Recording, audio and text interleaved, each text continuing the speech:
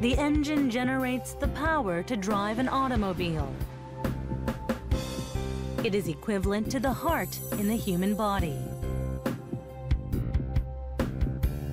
The engine is also the heaviest part in a car, so its placement greatly affects the driving quality and characteristics of a vehicle. Most cars today have engines installed in the front.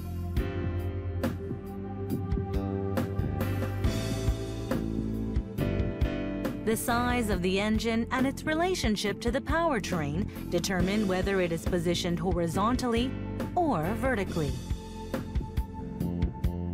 Other engine types and placements are determined by the number of cylinders, the inline engine, the V engine, and the horizontally opposed engine. Other types include the rotary engine. The most common type of engine is the 4-stroke gasoline engine that repeats the following 4 steps: intake, compression, power, and exhaust. Also using a 4-stroke cycle, the diesel engine runs on diesel fuel. Unlike gasoline engines, diesel engines use spontaneous ignition without a spark plug. Diesel engines use the common rail direct fuel injection system that features an electronically controlled high-pressure pump that injects fuel into the cylinders. This technology greatly reduced black soot and smoke from the exhaust. As highly efficient engines, the common rail diesels are quickly regaining popularity.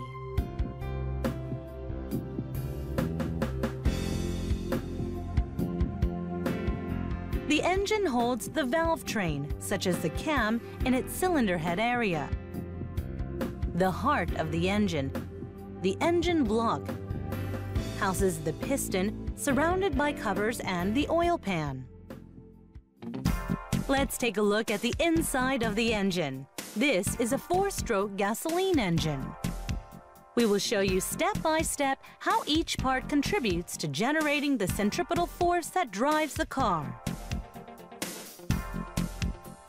First, the most fundamental components are the cylinders and the combustion chamber located here. The valves open and close, sending the intake of air-fuel mixture into the cylinders. The lifter that is attached to the camshaft controls the opening and closing of the valves. To drive the camshaft, the chain and the timing belt help relay the rotations of the crankshaft, of which function we'll explain in a moment. The air-fuel mixture is compressed in the combustion chamber and ignited by the spark plug. Power of the combustion pushes down the pistons.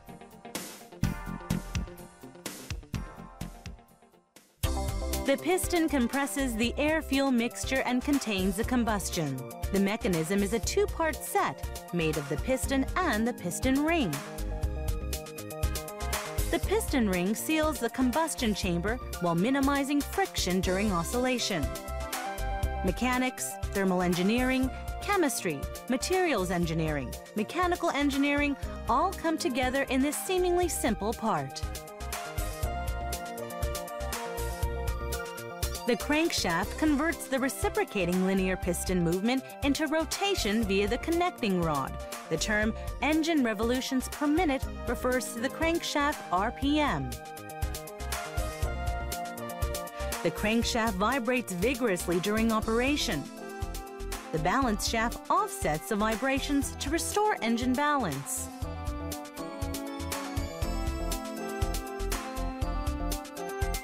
The flywheel connects to the crankshaft, reducing fluctuations in the rotational speed.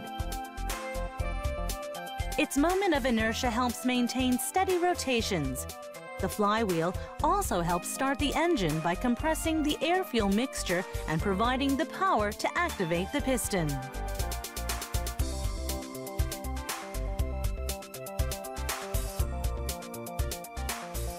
Opposite the flywheel is the crank pulley, which rotates the camshaft.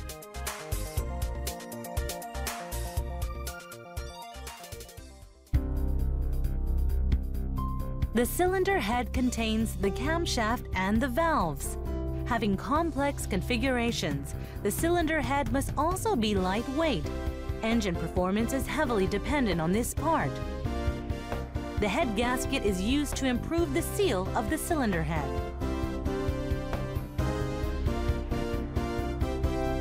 The piston, connecting rod, and crankshaft all reside in the cylinder block.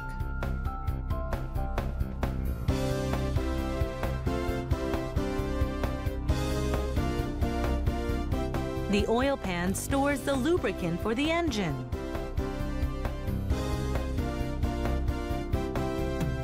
The side covers encase the oil pump and the water pump.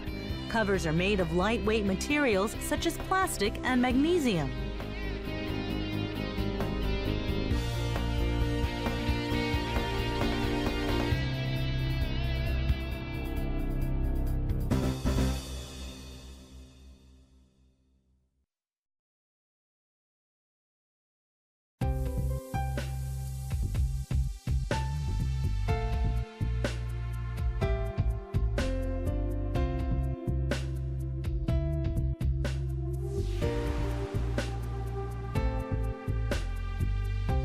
These parts and their functions are analogous to the digestive system in the human body. They are responsible for storing fuel, powering the engine, and finally expelling the exhaust. The fuel stored in the fuel tank is sent to the injector by the fuel pump. The pump is driven by an electric motor and connected to the injector with the fuel hose and fuel pipe.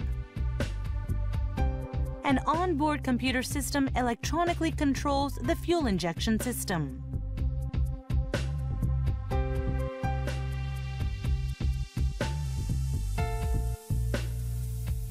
The air necessary for combustion is supplied by the feeding system. The air intake is increased for greater explosions.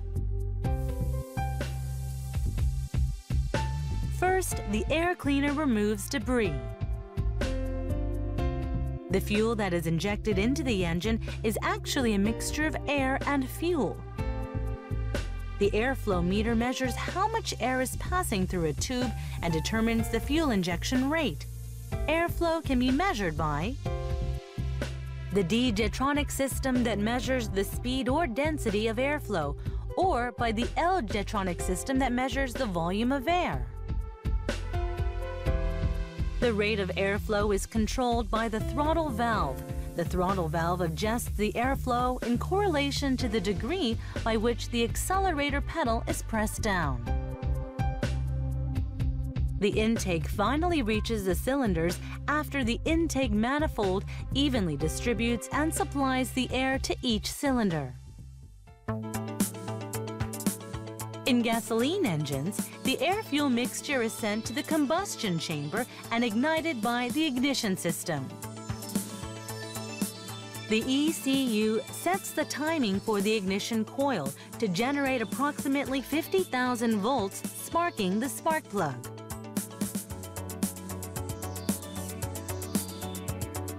The exhaust gas from combustion is expelled by the exhaust system. The gas that leaves the cylinders is pushed through the exhaust manifold and out of the engine. The exhaust manifold is designed to minimize exhaust interference, an adverse effect on power output that occurs when exhaust expulsion from multiple cylinders becomes staggered. To maintain a steady flow, the exhaust is collected into a single tube before being sent for conversion into less harmful gases. The exhaust gas is composed of nitrogen, carbon dioxide, water, along with toxic substances such as nitric oxides, hydrocarbons, and carbon monoxide. These three toxic substances are chemically converted into harmless compounds by the three-way catalyst in the catalytic converter. While cylinder capacity is always fixed in an automobile, a supercharger can force more fuel into the cylinders by compressing the air. A turbocharger uses the energy from the exhaust to compress the air.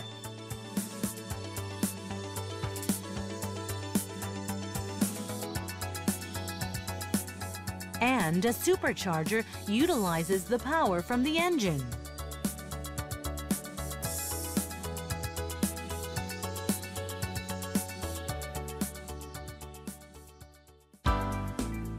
Like a human body's circulatory system that passes blood and lymph fluids throughout the body, a car has a lubrication system, cooling system, starting system, and a charging system. With metal surfaces constantly rubbing against each other in an engine, the lubrication system delivers the oil needed to properly cool and lubricate its parts. The engine powers the oil pump to suck out the oil in the sump of the pan, distributing it throughout the engine. The crankshaft delivers the lubricant into the cylinders, while the piston ring ensures that the lubricant is sealed out of the combustion chamber.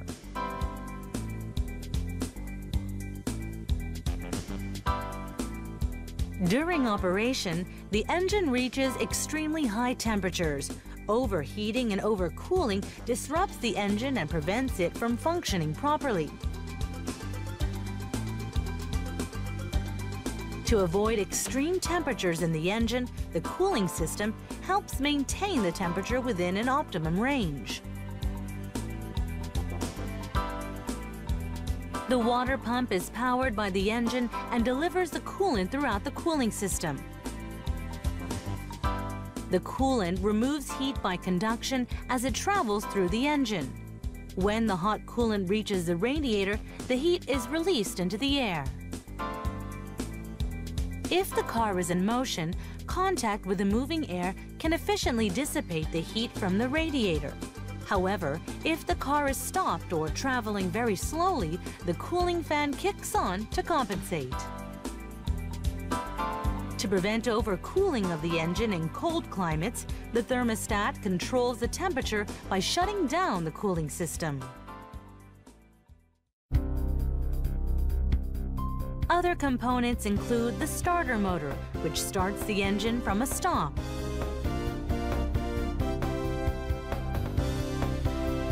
The alternator, which generates electricity from the engine's mechanical energy. And the battery, which stores the generated electricity.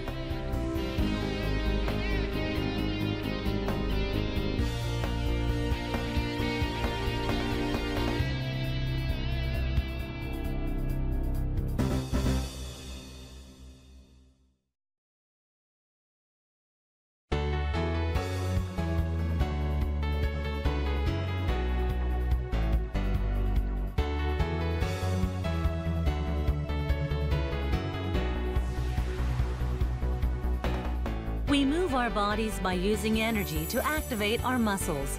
Similarly, in a car's equivalent of a motor system, the kinetic energy generated by the engine is transmitted to the tires via several components.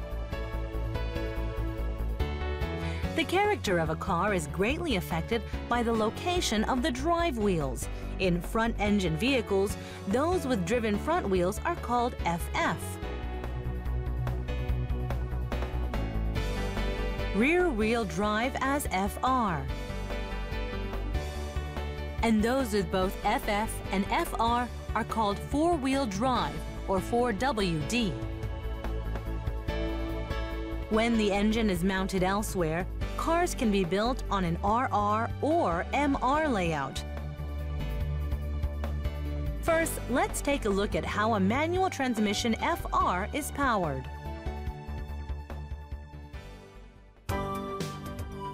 The power from the engine travels to the clutch via the flywheel. The clutch is responsible for transmitting the power smoothly and also functions as an on-off switch. The clutch and the drive shaft are interlocked by gears, allowing them to rotate in sync and glide back and forth. The clutch pedal powers the release fork to push on the springs, engaging and disengaging the clutch disc from the flywheel. Energy is transferred during contact between the clutch disc and the flywheel. When the clutch is powered, the main drive shaft rotates as a result. This rotational force is converted to speed and torque by the transmission, making the power available to the driver on demand. The transmission converts revolutions using gear ratios. In manual transmissions, the driver must manually change gears using the shift lever. By shifting gears, the direction of rotation can be changed. This allows the vehicle to move forward and backward, while the engine only produces rotations in one direction. In automatic transmissions, the torque converter replaces the job of the clutch. It is housed together with the transmission and the hydraulic control unit that provides the necessary pressure to automate gear ratio changes. The torque converter uses the same principles as fluid couplings. Inside a housing filled with oil, the pump impeller rotates and pushes out the fluid. The force of the fluid then turns the turbine runner that drives the gears behind it. Sandwiched between the pump impeller and the turbine runner is the stator, another impeller. The engine powers the pump impeller that forces out the oil, which in turn rotates the turbine runner. When the oil flows to the backside of the turbine runner, the stator redirects the reflux flow in the rotational direction of the pump impeller, contributing to the rotational force of the impeller. When the pump impeller and the turbine runner rotate at substantially different speeds, torque is multiplied. When the rotational speeds are constant, torque multiplication is diminished. However, because the pump impeller and the turbine runner are not physically linked, it is not possible to achieve 100% efficiency. The lockup style is designed to compensate for this inefficiency. When torque conversion is not needed, the input and output shafts are physically linked by a lockup clutch, allowing the engine to continue producing power without slippage. The auxiliary transmission converts the power generated by the torque converter. A planetary gear set in the auxiliary transmission consists of a sun gear, planet gears, and a ring gear. The brake and clutch systems shift the gear set to change the rotational speed and direction. In an automatic transmission, or AT, the gear ratio is stepped and fixed and not necessarily optimized for the engine. Continuously variable transmission, or CVT, addresses this problem. A typical CVT system has an input shaft and an output shaft that are attached to a pair of opposing cone-shaped pulleys with a belt running in between. As the distance between the pulleys widens or closes, an infinite number of gear ratios are created without any steps.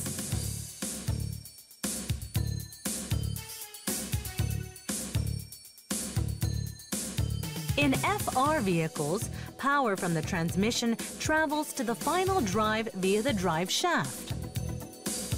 The suspension absorbs the vertical shock from uneven roads by moving accordingly with the wheels. Because the final drive also moves in tandem with the suspension, the relationship between the transmission and the final drive changes with movement. Universal joints allow the relative movement necessary to transmit rotary motion as the angles and distance change between the two parts. Hooks joints and ball joints are common types of universal joints. Finally, the final drive transmits torque and rotational power to the wheels. In an FR vehicle, bevel gears turn the rotations from the drive shaft 90 degrees. FF vehicles typically use external spur gears, since axis of rotation for the transmission and the drive shaft are often the same. When a car makes a turn, the outside tires require a larger turning radius than the inside tires. As a result, the inside tires must rotate at a slower rate than the outside tires. The differential allows a pair of wheels to rotate at different speeds while driving them with equal force.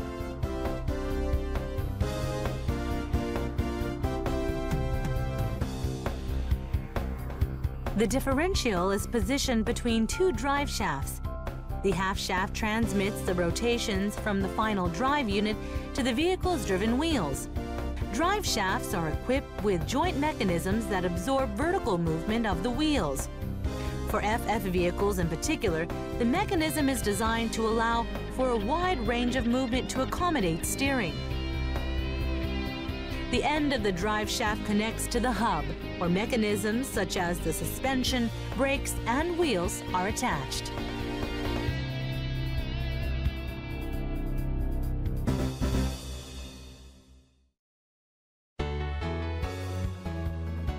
The wheel is attached to the end of the drive shaft. To minimize weight, aluminum alloys and other lightweight alloys are often used for their construction. The tire attaches to the outside of the wheel, and each wheel's footprint is about the size of a postcard. The contact patch transmits the power from the engine to the road. The outer layer of a tire is made of hard rubber, strong enough to carry the weight of the vehicle. Although air-filled tube tires were common in the past, tubeless tires have become the current standard. For maximum drivability, braking performance, and handling, the tires must maintain good contact with the road under various conditions. Springs absorb bumps from the road, and arms and suspension links control the wheel's motion. These components make up the suspension system that links the tires to the body and helps to achieve optimal contact with the road. A monocoque car is equipped with a subframe or crossmember, a separate structure that attaches to the body. To compensate for monocoque's vulnerability against concentrated impact, the subframe provides a critical link between the suspension and the body. In addition, the suspension controls the movement of the body, absorbing bumps and shocks from the road and creating a comfortable ride.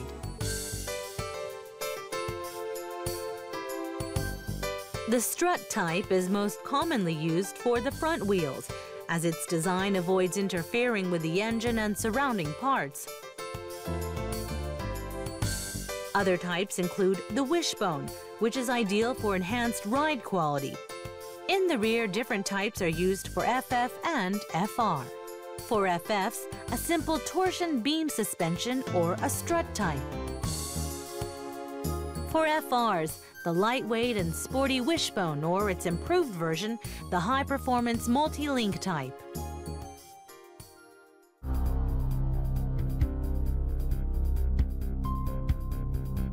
In a suspension mechanism, springs and shock absorbers dampen the movement between the wheels and the body.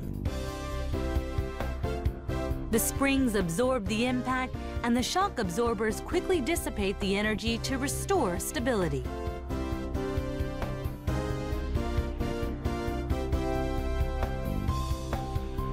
The connectors on the suspension links and rods are equipped with rubber bushings to absorb shocks and vibrations. The hardness and shape of the rubber bushings can determine the spring's deflection, which in turn affects the performance of the suspension. In another type of suspension called the active or adaptive suspension, an onboard computer controls the mechanism by detecting road conditions and body movement. Types of active suspensions include the hydraulic actuated and the electronically controlled air suspension.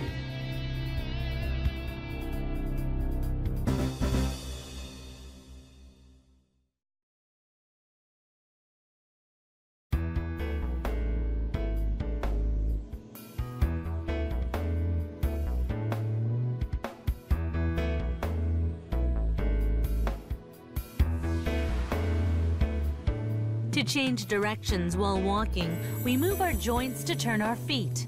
In a car, a comparable process is made possible using the steering system. The Ackermann steering principle is an important type of geometric arrangement in the steering system.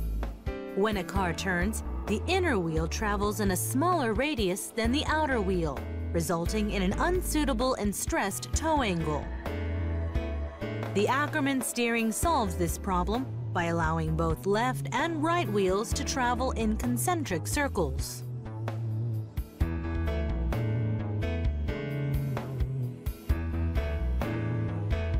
There are two types of steering systems, the recirculating ball and the rack and pinion. In the recirculating ball design, worm gear is filled with metal ball bearings. The nut covers the balls and engages the sector shaft. In the rack and pinion steering, the circular pinion gear on the end of the steering shaft engages the teeth or a flat bar rack, moving the tie rod horizontally. To operate a car safely and comfortably, the steering is weighed down during fast speeds to prevent sudden movements. For maneuvers like parking, it must allow large movements with little effort. These adjustments are made possible by changing gear ratios depending on the position of the pinion. Power steering assists the driver in steering an automobile. This mechanism is typically powered by the engine or an electric motor. Driven by the engine, the rotary vane pump generates the supplemental hydraulic pressure that is applied to the steering gears.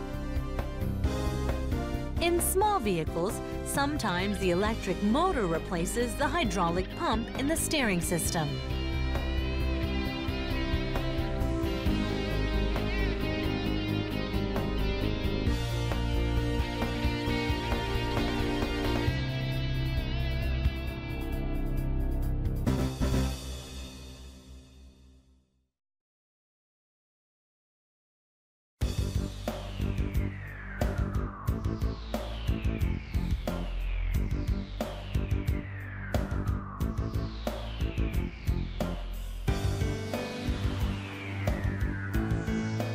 In order to bring our bodies to a stop, we flex our muscles accordingly.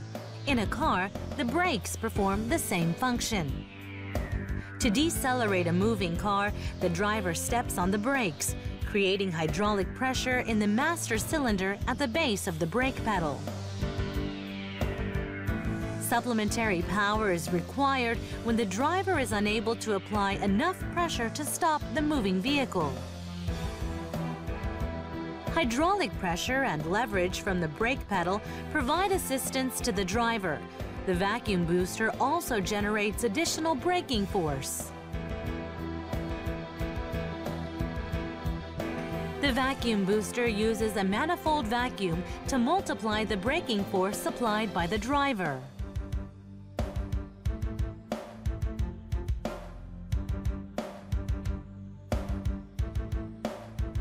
The cylinder pushes out the brake fluid to each wheel via the brake hoses and pipes, activating the brakes. As a safety precaution against brake hose failures, hose systems are typically divided into two types. One type is a front-rear split, and the other is a diagonal split system that divides the circuit into an X formation. Brakes come in two types, drum brakes and disc brakes.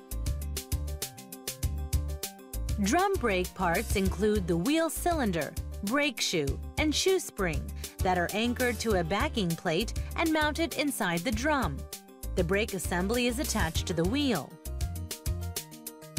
When the hydraulic pressure is transmitted to the wheel cylinder, the brake shoe is pressed against the rotating drum, causing the wheel to stop. This is the principle behind the tremendous stopping power of drum brakes.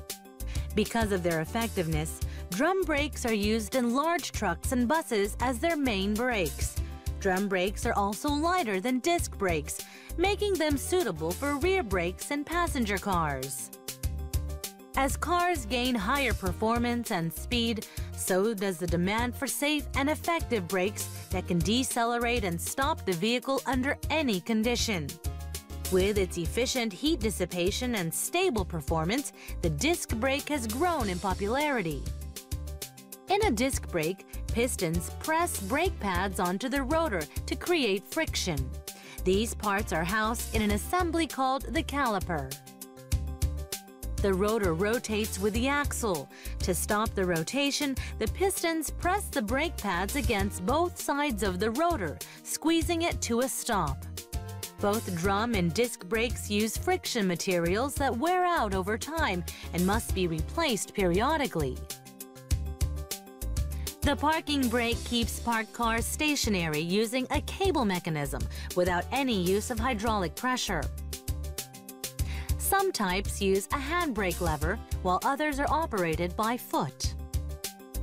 The parking lever uses a ratchet locking mechanism that only allows movement in one direction. The brake remains engaged until the driver presses the release button. Electronic control of the brakes allows for highly sophisticated brake performance.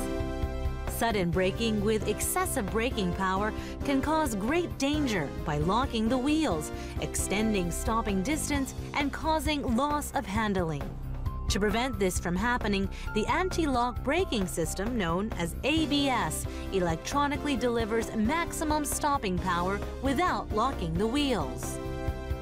The traction control system optimizes the brake pressure in the front and rear wheels to suit driving and road conditions.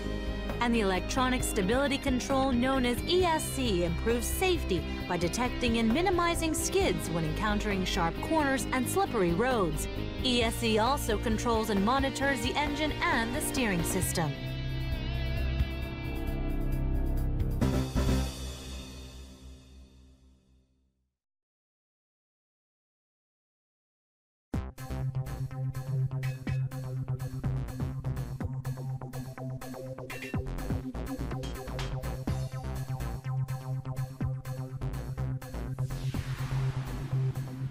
Cars are equipped with a network of various sensors that detect and perform sophisticated tasks during operation.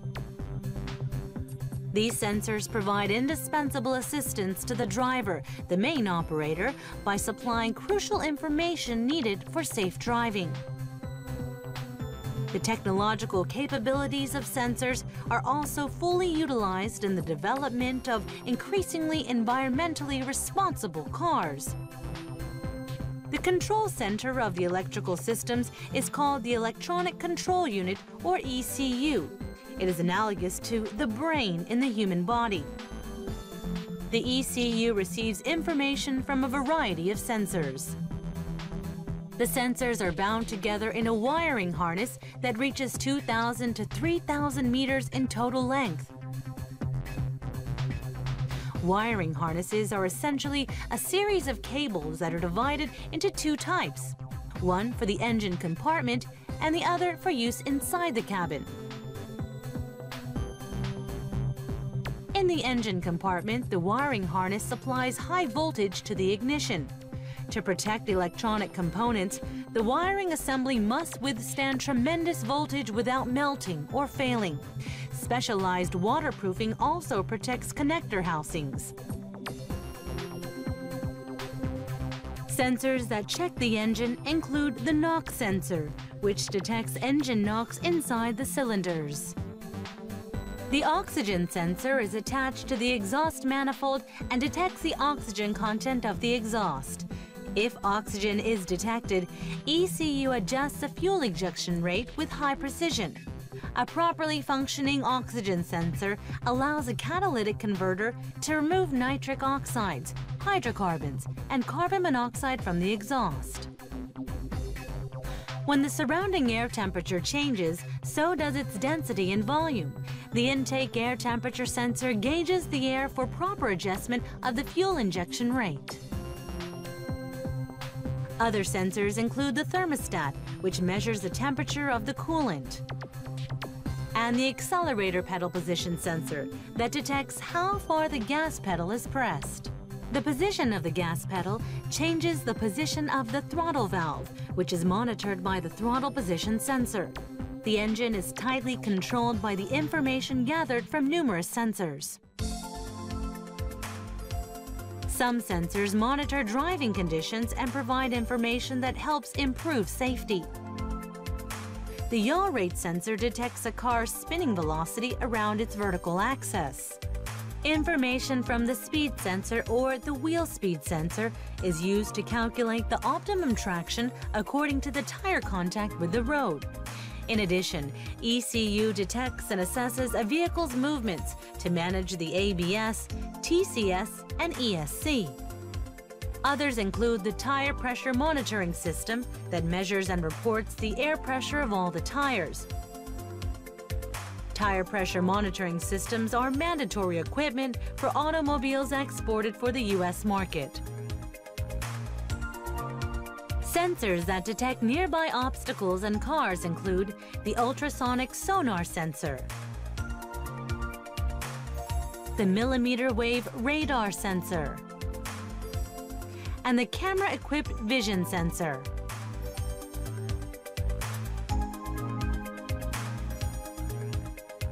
Airbags and seatbelt pretensioners activate instantaneously in case of an accident, reducing the possibility of injury.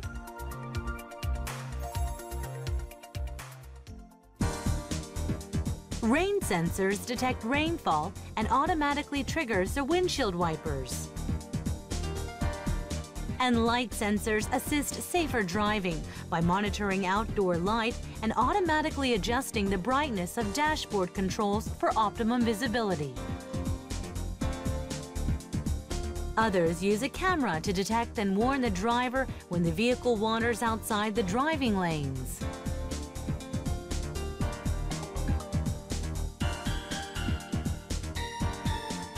Effective lighting systems enhance visibility in the dark, contributing to safer driving under low light conditions. A sealed beam-style lamp is a single assembly of filament, reflector, and lens that is filled with an inert gas like argon. A halogen lamp has a tungsten filament that is sealed into an envelope filled with pressurized halogen gas. Instead of filaments, an electronically controlled gas discharge lamp contains two electrodes that are sealed with ionized gas like xenon. With recent automobiles sporting LEDs, today's cars have a wide range of lighting options for style and function. In addition, the cabin is equipped with temperature sensors for climate control.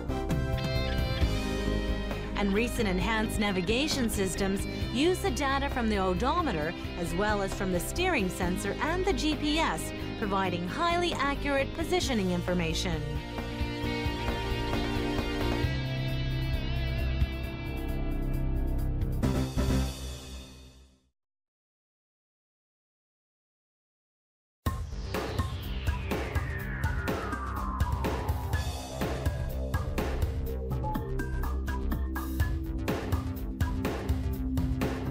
The following parts function as a car's skeleton and skin. A car's frame is analogous to our skeleton. With technological advances, the frame has evolved significantly to achieve both lightness and shock resistance. In the past, the most common method was to mount the body onto the frame. While sturdy, this structure resulted in weighty construction. The body frame integral combats the drawbacks of the body-on-frame construction by engineering the frame and the body as a single unit. This structure benefits from both strength and lightness. In a body frame integral, the body and the frame are welded together. The most common body type in passenger cars is the monocoque. In this style, the body is integrated with the chassis into a single unit, further improving on the body frame integral in strength and lighter construction. In the past, strength of the frame was a primary factor in case of a collision. However, the monocoque construction uses the entire body to absorb shock, with high tensile steel parts providing additional reinforcement. As a structural safety feature of the body, the crumple zone is intended to compress in a crash, absorbing the impact and protecting the occupants in the car. The bumper is made of plastic materials and are designed to effectively absorb various types of impact. Most of today's bumpers are manufactured from recycled and recyclable materials. Side view mirrors have also evolved with technology. In addition to power controls and folding mechanisms, some are equipped with ultrasonic water-repelling features. This system controls the opening and closing of doors and windows. To move the glass up and down, the window regulator contracts and expands the X-shaped arm mechanism like a pantograph. Car windows are made from laminated glass, a special type of safety glass that remains intact when shattered. Newer technologies include water-repellent treatment, UV block, and some that output digital information for the driver onto the windshield. The windshield wipers consist of arms and blades that are attached with a link rod. The wipers move in a fan shape with a pivot arm at the point of rotation. There are numerous parts and mechanisms that ensure the comfort of the occupants in the cabin. A car's interior design must achieve more than pleasant aesthetics. Intuitive cabin design improves safety by preventing mistakes and minimizing stress.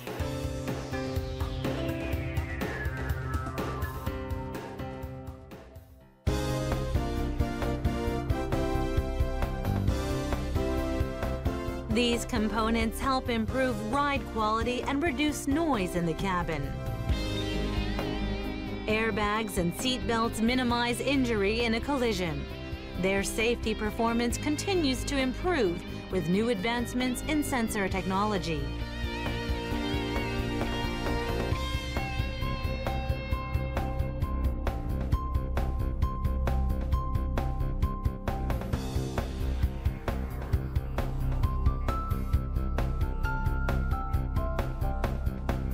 Many more parts than we featured make up an automobile.